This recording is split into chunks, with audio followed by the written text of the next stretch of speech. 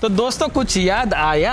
ये है अपनी वर्सेस 300 जो मैंने ऐसे टाइम पे खरीदी थी जब ये गाड़ी थोड़ी अंडररेटेड थी। अभी थोड़ी लाइमलाइट में आ चुकी है और 50,000 किलोमीटर ऑलमोस्ट मैंने इसे चलाया था। बाद में इसको मैंने सेल ऑफ कर दिया। उस पर मैंने बहुत लंबी राइड्स की है, मतलब आप मानोगे नहीं, मुंबई टू दिल्ली 1500 किलोमीटर मैंने इस पर किया है इन 22 आवर्स।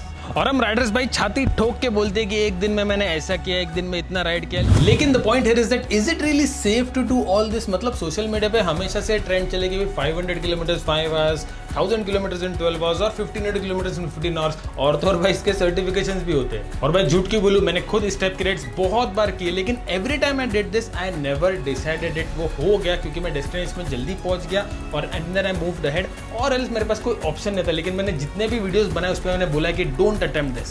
लेकिन प्रॉब्लम तब होती है जब कोई राइडर खुद से ये डिसाइड करता है कि वो 1000-1500 या जो भी इतने किलोमीटर एक दिन में करेगा, और तब आ जाता है एक subconscious pressure, either for self dignity और फॉर ओवरवेलमिंग कंटेंट टाइटल। चलो आपको कुछ लॉन्ग राइडिंग फैक्ट्स बताता हूं based on a normal human body. So 7 to 8 hours of riding time is optimum for human body. और इसमें मैं ब्रेक्स कैलकुलेट नहीं कर रहा हूं, दिस इज राइडिंग टाइम।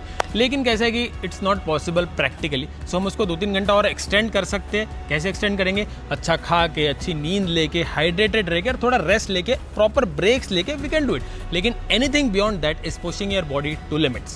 चलो भाई मान लेते हैं आपको इतने में भी मजा नहीं आया, and even if you extend your riding by like 3-4 hours more, making it 15-16 hours of riding time, तो आपको पता है क्या होता है? Muscle fatigue in neck, lower back and arms, extreme dehydration, vision and postural fatigue and delayed reaction time में 14 to 23%। देखो guys, ये सब कह के आपको मैं डरा नहीं रहा हूं, लेकिन एक सीजन राइडर इस टाइप की राइड कर लेगा because his body and his mind is train to do all this. तो भाई ये सब चक्कर में मत पड़ो, खुद की राइडिंग कैपेसिटी को एक्सेप्ट करो और पागलपन को रिजेक्ट करो, क्योंकि सालों की राइडिंग के बाद ही आप आपकी कैपेसिटी बढ़ा सकते हो, कोई बड़ी बाइक या किसी से इन्फ्लुएंस होके नहीं। And even if your capacity increases, always remember कि the road is never the same, and always ask yourself one question, क्या ये जरूरी है?